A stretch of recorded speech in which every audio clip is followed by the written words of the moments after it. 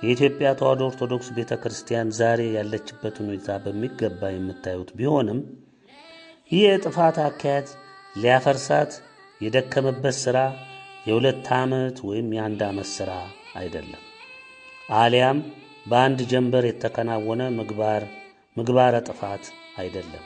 ነገር ግን ረጅም ዕድሜ ያስቆጠረ የተቀናበረ ዓለም አቀፍ ዝግጅት ተደርጎበት የተለያየ ስያሜ የያዙ የሰይጣን ማኅበራት የሚመሩት ታክቲክና ስትራቴጂ የተነደፈለት ፖለቲከኞችም የሃይማኖት ድርጅቶችም ዓለም አቀፍ የስለላ ተቋማትም ባለሀብቶችም የዘመናት ስም ያዳበሩ የዲያብሎስ ስመ ትልቅ ማኅበራትም በቀጥታ የተሳተፉበት ዛሬም በዚያው ረጅም እጃቸው ለኢትዮጵያ ጥፋትን እየደገሱ ዘወትር የሚተገብሩበት ዘመቻ ነው።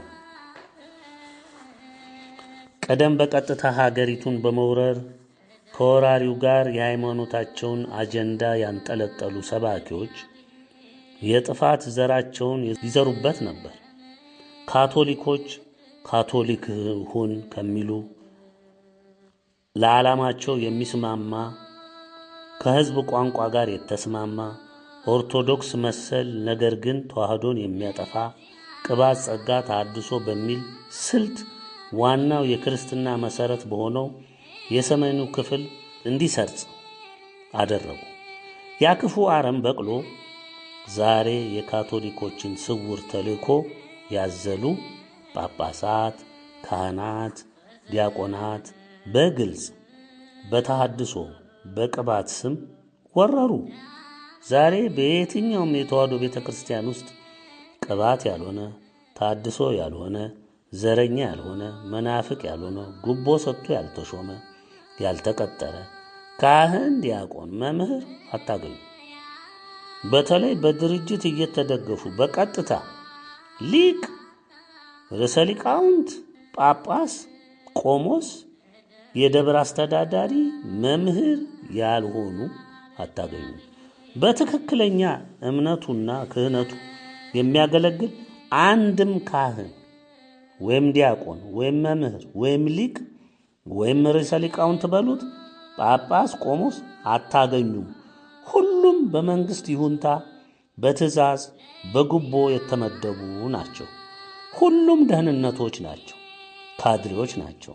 ማናቸውም የሚያስተምሩት ርዕስ ሁሉ በደህንነት በዚያው በቤተ ክርስቲያን በየደብሩ በተተከለው የደህንነት መስሪያ ቤቱ ተጠሪ ጽሕፈት ቤት መምሪያ መሠረት የሚሰማሩ ናቸው። ከቤተ ክርስቲያን በብዙ ሺህ ደሞዝ የሚከፈላቸው በደህንነቱ መስሪያ ቤትም በጀት ተበጅቶላቸው ደሞዝም አበልም ጥቅማ ጥቅምም የሚፈስላቸው ናቸው። የእግዚአብሔር ቃል ምን እንደሚል እስኪ እንመልከት።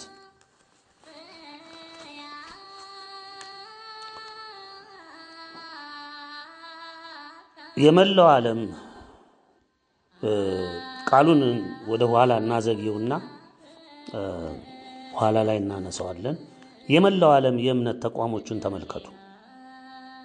ሙሉ በሙሉ የዲያብሎስ መናኸሪያ ናቸው።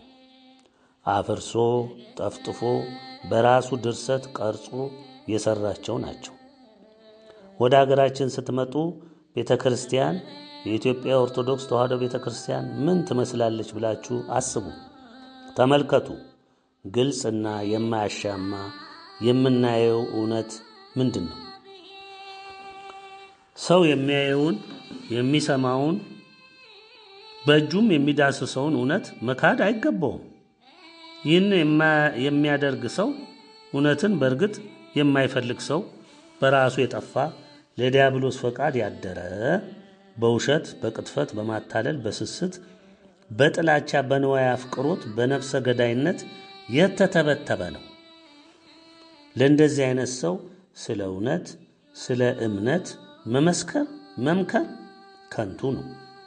በልምድም የያዘው በራሱም አምኖ ተቀበለውም የተዋሕዶ ኦርቶዶክስ እምነት ተከታይ የሆነ ሰው ዛሬ በአብዛኛው እምነቱን የሸጠና የለወጠ ስምና ክታብን ያንጠለጠለ በግብር ግን ክርስቲያን ያልሆነ ሆኖ እናገኘዋለን። ቤተ ክርስቲያናችን መፍረስና በዲያብሎስ ወኪሎች መሞላት የጀመረችው ከንጉሱ ውድቀት ጀምሮ ነው። ለዚህም ብዙ ማሳያዎች አሉ። ወገኖቼ፣ የእግዚአብሔር ቤተሰቦች፣ የተዋሕዶ ቤተ ክርስቲያን ጉዳቷ በቅርብ የመጣ አይደለም። ነጮች የሰይጣን ማህበርን ከመሰረቱ ከ700 ዓመታት በፊት ጀምሮ እቅዳቸው፣ ህልማቸው የነበረው ዓለምን በሙሉ በእነሱ መዳፍ ውስጥ ወይም መላ አዳም ዘር የዲያብሎስ የቀደመው እባብ ዘንዶ ሐሰተኛው ነቢይ በሁሉም ዘርፍ ገዢና ህዝቡም ተገዢ እንዲሆን ማድረግ ዓላማቸው ስለነበር ይህንንም መንገዳቸውን የጨለማ ስራቸውን የምትቃወመውን በተለይም በእግዚአብሔር ዘንድ ልብ ብላችሁ አስተውሉ። በተለይ በእግዚአብሔር ዘንድ የምትወደደውን የእግዚአብሔርም የሚስጥር ምድር የሆነችውን የእግዚአብሔርን ሕግና ሥርዓት ትእዛዝ በአንዲቷ እምነትና እውነት አጽንታ ብርሃናዊ መንገድን ከቸሩ መድኃኔዓለም ጨብጣ በመጓዟ በሕገ ልቦናም በሕገ ኦሪትም በአዲስ ኪዳኑም ጸንታ የአባቶችን መሠረት ሳትጥል መሠረቱን አጥብቃ በአዲስ ኪዳን አሸብርቃ ተዋሕዶ ኦርቶዶክስን አጽንታ በመቆሟ ይህችን ምድር ኢትዮጵያን ማጥፋት ሕልማቸውም ግባቸውም ሆነ። ውጊያውም የብርሃንና የጨለማው ዓለም ጦርነት ሆነ። ዛሬ ወገኖቼ ብዙ ጊዜ አይድነቃችሁ፣ አንዳንድ ሊቃውንት ነን የሚሉ መምህር ነን የሚሉ በተቻለ መጠን በተቻለ አቅም ይሄው ስውር ማህበር የሰጣቸው የቤት ሥራ አለ፣ አጀንዳ አሸክሟቸዋል። እሱም ኢትዮጵያ ዓለም ብርሃን ናት የሚለውን ቃል አጥፉት፣ ትንሣኤ ያላት የሚለውን አጥፉት፣ ንጉሠ ነገሥት ቴዎድሮስ ይመጣል እሱን ሁሉ አጥፉ። ባለ በሌላ አቅማችሁ ባስተማርናችሁ ዕውቀት ልክ በእውቀታችሁ ልክ ጠቢብ ናችሁ፣ ሊቃውንት ናችሁ፣ መምህር ናችሁ፣ ይህ እንዴት መዋጋት ያቅታችኋል ተብለው ሰፊና ብዙ ብርቱ ገንዘብ ፈሶላቸው ዶላሩን በየአቅጣጫው እየመጣላቸው ዘመቻ ከከፈቱ ወገኖቼ ሰነበቱ። ለምንድን ነው? አዎ ግልጽ ነው፣ የጨለማ ሰራዊት ስለሆኑ ነው። እነሱ ስለሚበሉት ስለሚሞላው ከርሳቸው እንጂ ስለ ኢትዮጵያ ሕዝብ መዳን፣ ስለ ኢትዮጵያ ትንሣኤ፣ ነገ በከፍታዋ ላይ መገኘቷ ይሄ ሁሉ አያስጨንቃቸውም። ስለ ንጉሠ ነገሥት ቴዎድሮስ ስለሱ እነሱ ይህንንም ሊሰሙትም አይወዱትም። ገና ሲሰሙትና እንደዚህ አይነት ነገር ሲነገር ሆዳቸው ያው ክብራቸው በሆዳቸው ስለሆነ ሁሉ ነገር ስለሚቋረጥባቸው ሰማይ ምድር የተዳፋባቸው ነው የሚመስላቸው። አሁን የምትሰሙት የሚንጫጩት ሁሉ እኛም በመቃወም የሚዘምቱት ሁሉ የዲያብሎስ የስምሪት መስመር የተሰጣቸው ናቸው። ሌላ ምንም እንዲህ ነው እንዲያ ነው ብለን የምንሸነግለው ነገር የለም። ወገኖቼ ዛሬ በአጭር ጽሑፍ ወይም ድምፅ እንደምንናገረው አይደለም፣ ብርቱ ጦርነቶች ተካሂደዋል።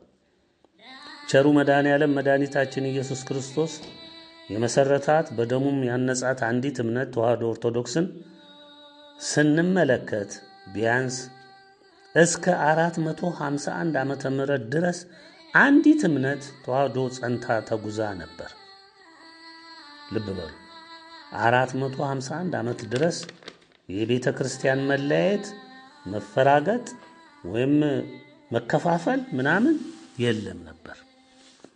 ዲያብሎስ በዚህ ጊዜ ይወስድ የነበረው እርምጃ የተጉ አባቶቻችንን በአገልጋይ መንግስታቱ አማካኝነት ማስገደል፣ ማረድ፣ በሰይፍ መቅላት፣ ማሰር፣ ማጋዝ ነበር።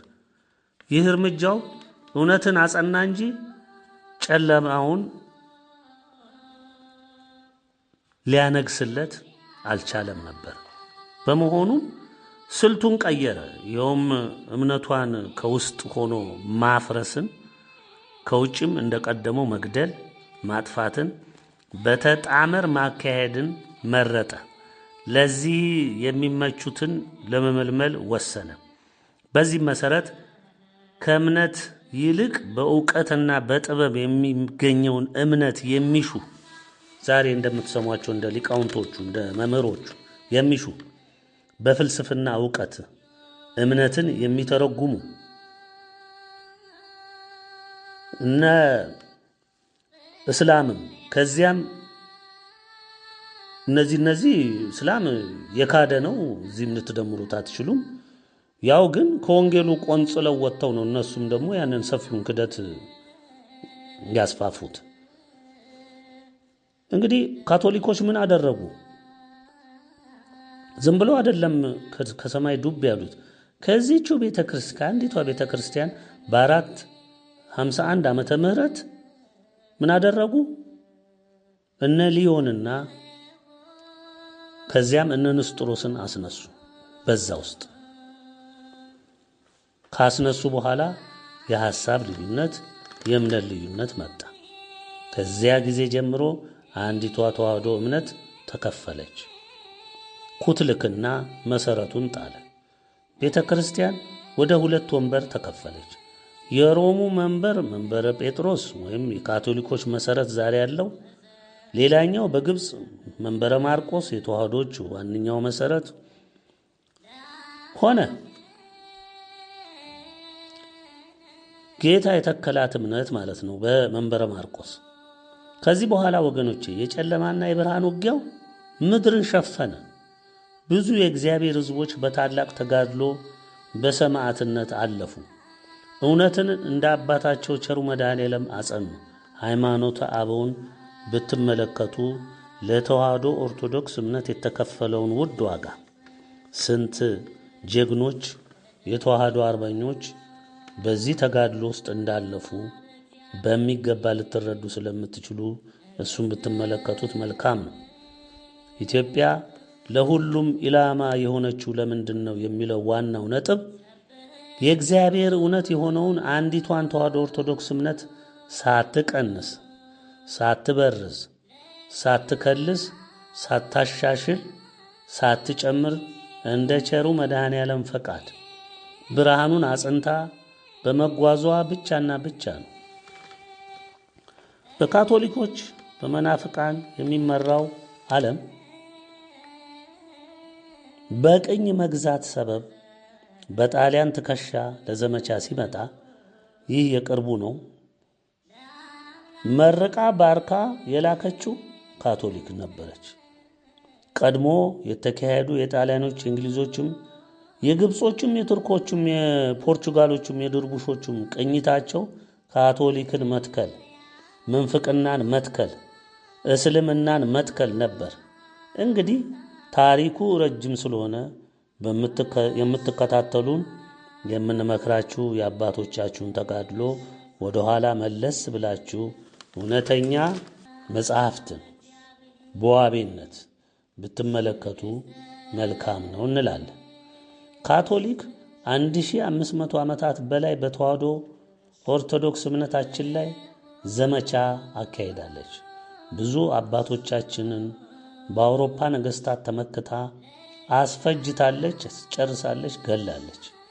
በራሷም የሷን ትምህርት የተቃወሙትን የራሷ ፍርድ ቤት እዛው ቤተክርስቲያኗ ውስጥ አቁማ ሰቅላ በእሳት ስታቃጥል ኖራለች።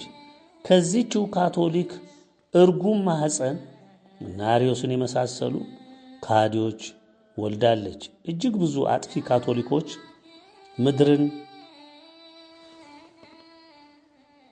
ሸፍነዋል፣ በንጹህ ደምም አጥበዋል።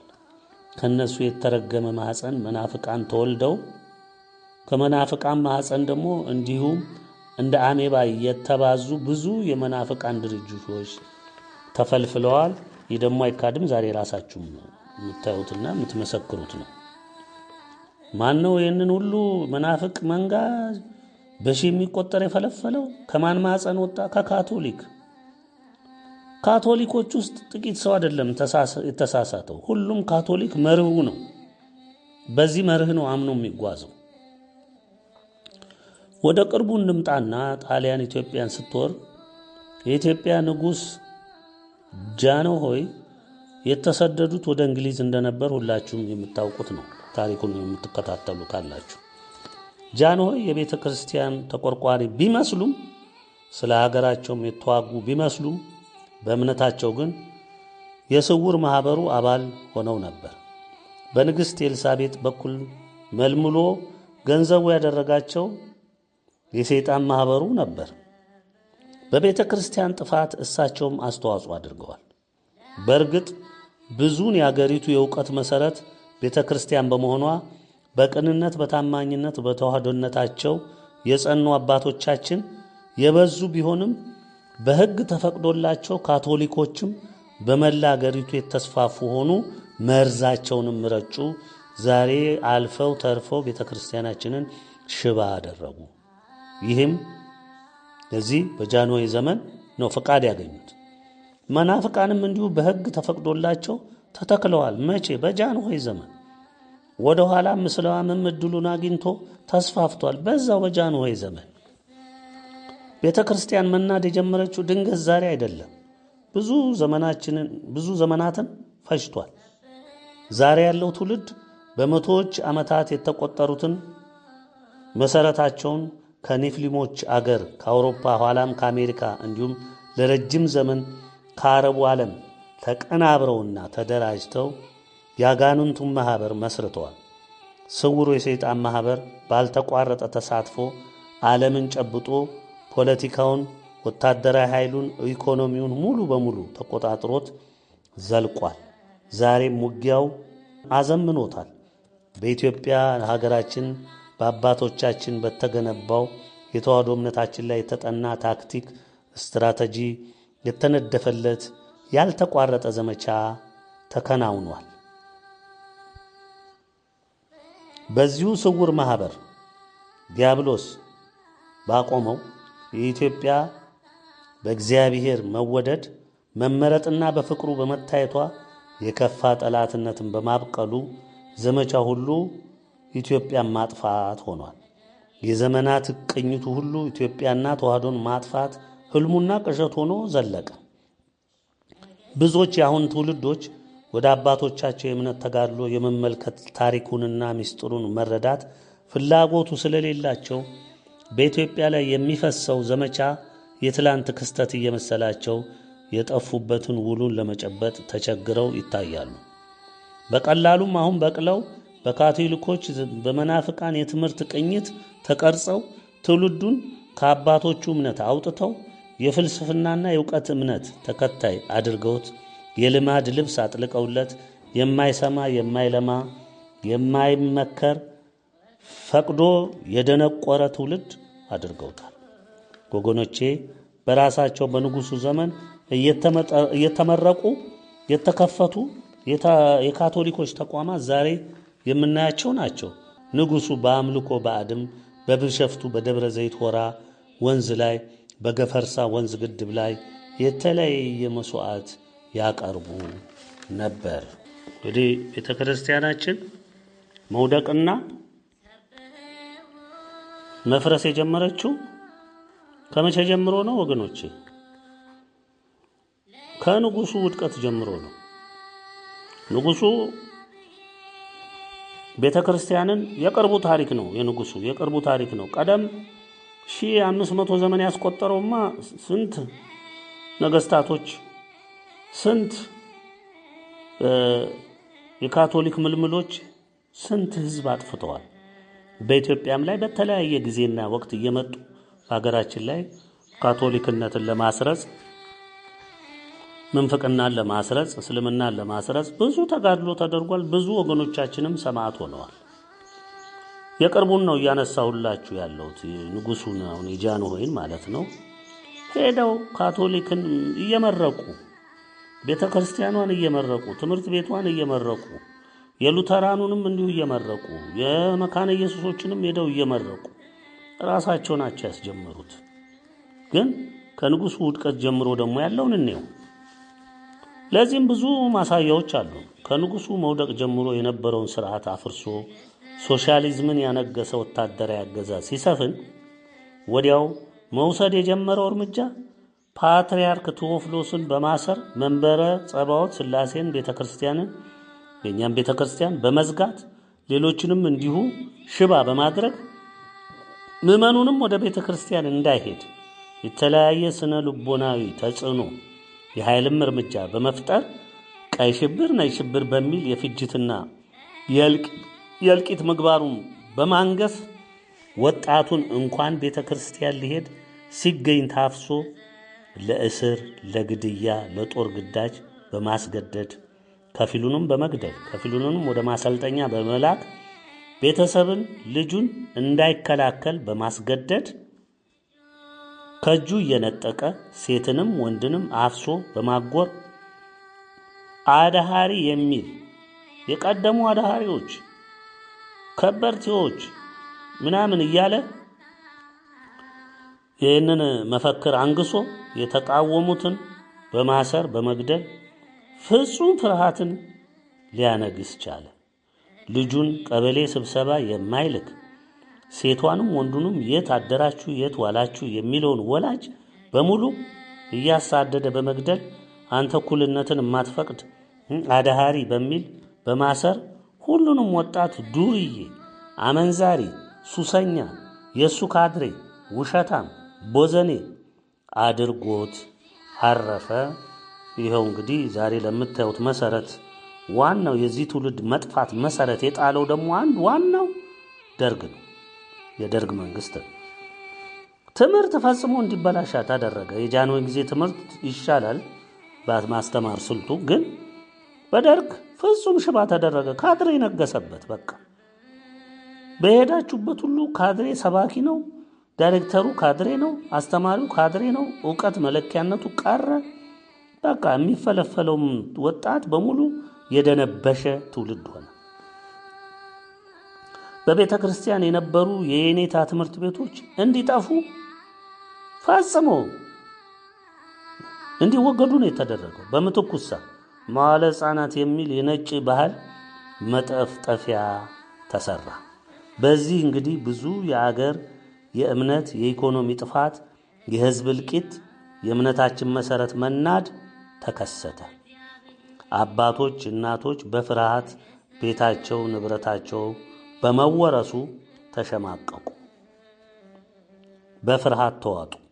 በዚህ ሁኔታ የቀጠለው ጥፋት ከደርግ የ17 ዓመታት ቆይታ በኋላ የሰሜኖቹን ዘረኞች ጎትቶ መሃል አገር አመጣ።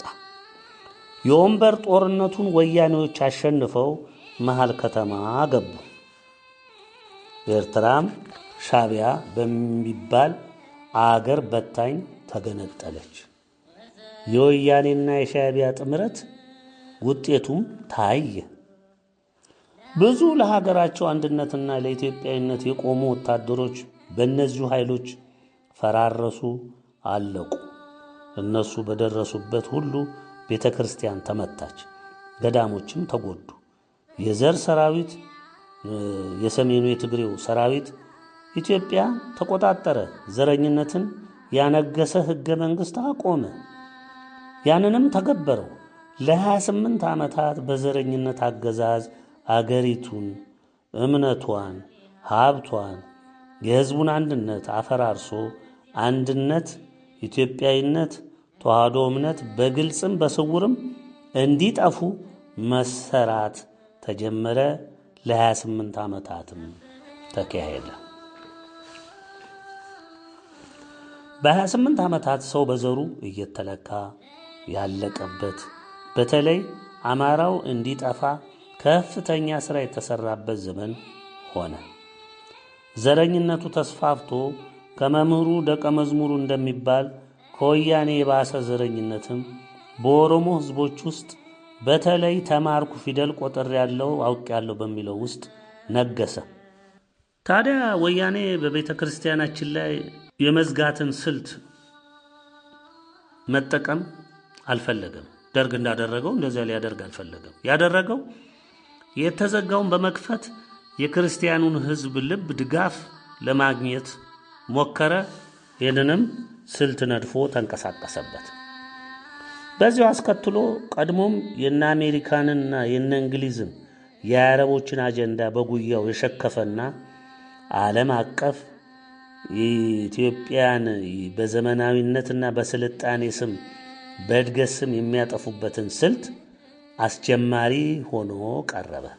ይሄ ነው ዋናው ወያኔ ሙሉ በሙሉ ተልኮ ይዘው የመጣው ከነዚህ ከሰለጠን ከሚሉት ሀያልን ከሚሉት ከነ አሜሪካን፣ እንግሊዝ፣ ከአውሮፓ፣ ከአረቦች፣ ከኤሽያ ከነዛ ጋር ሁሉ ተጣምሮ ነው። የሁሉም እጅ አለበት።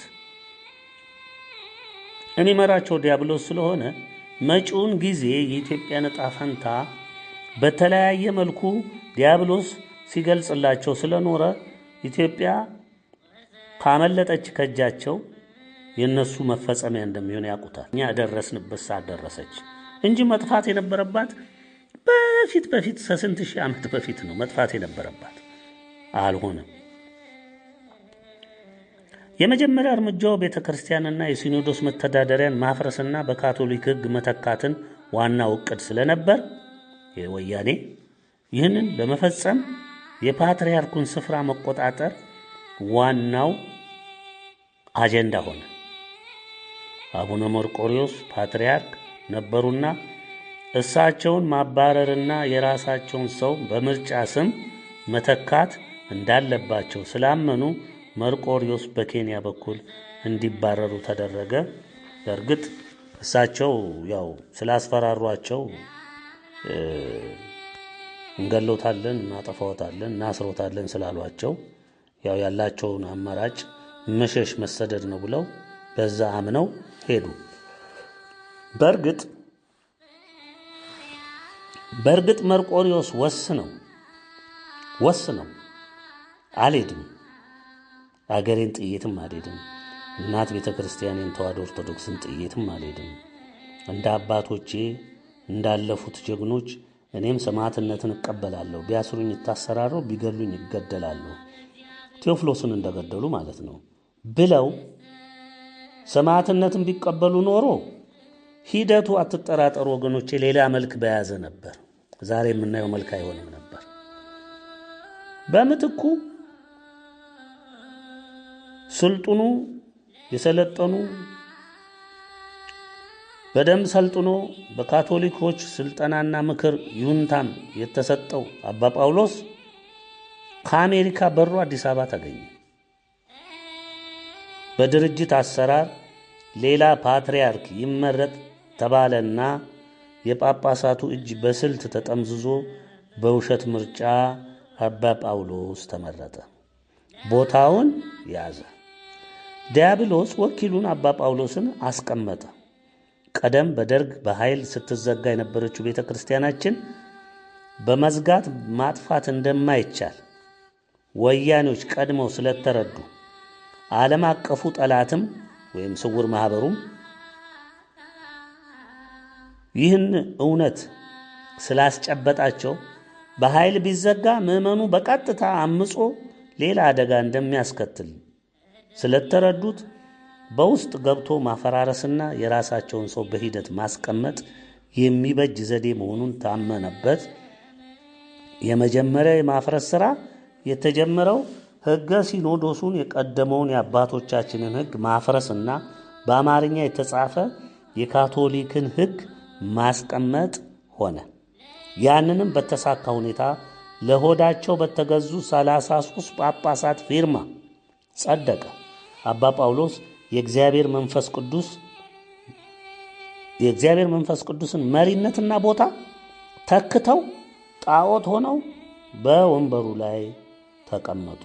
ሲኖዶስ ተጠሪነቱ ለአባ ጳውሎስ ሆነ። ቀድሞ የነበረው ተጠሪነቱ ለእግዚአብሔር መንፈስ ቅዱስ ስለነበር ያ እንዲወገድ ተደረገ። ዲያብሎስ በመንበሩ ነገሰ። ቀድሞ 2 እግሯን ያጣችው ቤተክርስቲያናችን ሙሉ በሙሉ እስትንፋሷን እግዚአብሔር መንፈስ ቅዱስን አጣች። ሕይወት አልባ ሆነች። ቀጣዩ ምንድን ነበር? አሁን ቤተክርስቲያናችንን እስከ መሰረቱ ድረስ ያለውን የቤተክርስቲያን ተዋረድ በአባ ጳውሎስ ታማኞች መተካት ሆነ።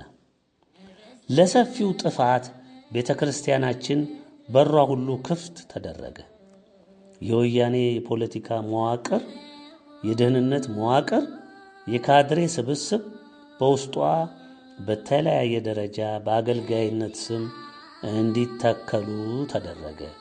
ይህን የጥፋት ክስተት የተመለከቱት በወቅቱ የቤተ ክርስቲያናችን የሊቃውንት ጉባኤ ሰብሳቢ የነበሩት ሊቀ ሊቃውንት አለቃ አያሌው ታምሩ ድርጊቱ ሙሉ በሙሉ የካቶሊኮች ወረራ መሆኑን፣ አባ ጳውሎስም የካቶሊኮች ጉዳይ ፈጻሚ መሆናቸውን፣ 33 ፈራሚ ጳጳሳትም እናት ቤተ ክርስቲያናቸውን ወይም ተዋሕዶ ቤተ ክርስቲያናቸውን የካዱ ጽናት የጎደላቸው መሆናቸውን፣ ሕገ ቤተ ክርስቲያንን ዋናውን የሲኖዶሱን የአባቶችን ሕግ አፈርሰው የካቶሊኮችን የጣዖት አንጋሽ ሕግ ቤተ ክርስቲያናችን ላይ እንዲተከል